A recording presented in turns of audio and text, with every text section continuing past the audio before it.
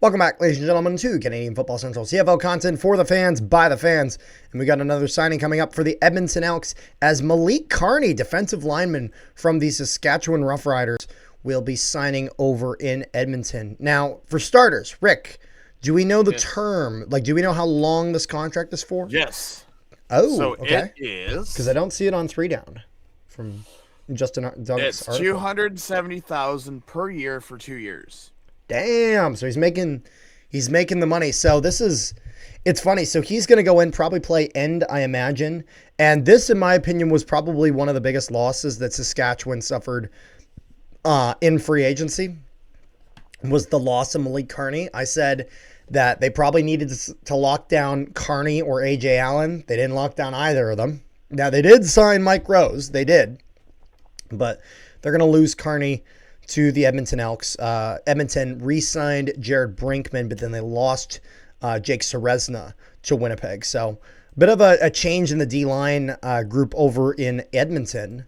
So I'm curious to see how well Carney does there. Carney, last year, with probably one of his best seasons yet, played a full 18 games, got 39 defensive tackles, the second most in his career. 2025 in Hamilton was the most he got. But he got the most sacks of his career. He got 8 last year, doubling his 2024 numbers, and still got a forced fumble as well. So Malik Carney did extremely well, 30 years old, back in Saskatchewan, won himself a Grey Cup there. Kind of the course of his career, played 3 seasons for the Hamilton Tiger Cats, 2021 through 2023, then with Saskatchewan in 2024 as well as 2025. But if we kind of look through the course of his career, he actually started in North Carolina with the Tar Heels when he was in college, before Bill Belichick went there to not win games. And Chris Jones was there with Bill Belichick. Not at the same time, but similar to like, not at the same time as Malik Carney, but similar with Belichick. Didn't end up winning games. But in his time with North Carolina, he did decent, especially that senior year. He got 60 defensive tackles, which was actually his best year, despite only playing 8 games, whereas the other year he had played 12 games, 10 games a year before that. And then also 6.5 sacks, which was a career high for him in his time in college in that last year. So did very, very well. Those sack yards ended up driving him 30 yards back, all accumulated. So naturally, that brought him to the NFL. Was with the Detroit Lions in 2019. Didn't end up playing any games with the Lions. However, so I imagine he was probably on the practice roster. But 2020 doesn't play anywhere. In 2021, he starts in the CFL. So I imagine he actually probably would have started in the CFL in 2020, but 2020 season for CFL doesn't happen. 2021 rolls around, he's with the Ticats. So played 3 seasons in Hamilton, 2 in Saskatchewan, and wins himself a Grey Cup ring, and now he is over in Edmonton.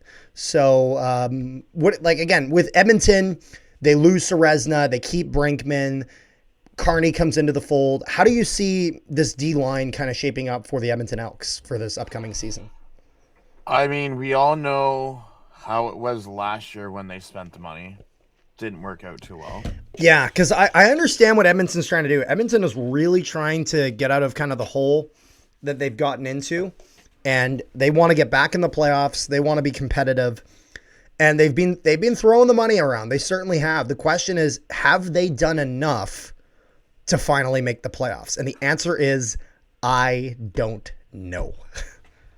Well, the thing is, so the only difference between last year's defensive line and this year's defensive line is Carney's out.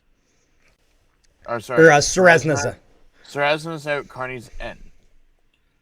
But you also have Brinkman, who I believe is a defensive tackle, but you also have Robbie Smith and Brandon Barlow. Yes. As defensive ends.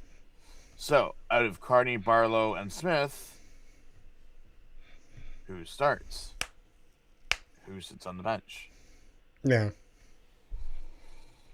I'm not sure. That'll be the ultimate question, because the Edmonton Elks, like you're saying, what, they're paying him $270,000? $270,000 per year. That's some damn good money, you know. Definitely not in the right business for me. That's for sure. That is, yeah. I was about to say, Rick, we need to go through. Rick, we need to change careers now. We need to change careers like 10 years ago, you know? We need to go throw on the pads. That's right. Throw on the pad. Oh God, that'd be a mess. You don't want to see that, trust me. But yeah, all in all, I think this is a decent move for the Edmonton Elks. I'm just kind of curious to see kind of where they move forward with this. Is there anything else that you got there, Rick? I think that's pretty much all I got. No, sir. All right. Thank you guys so much for tuning into this video. Make sure you guys leave a like, share it around, and subscribe if you haven't already.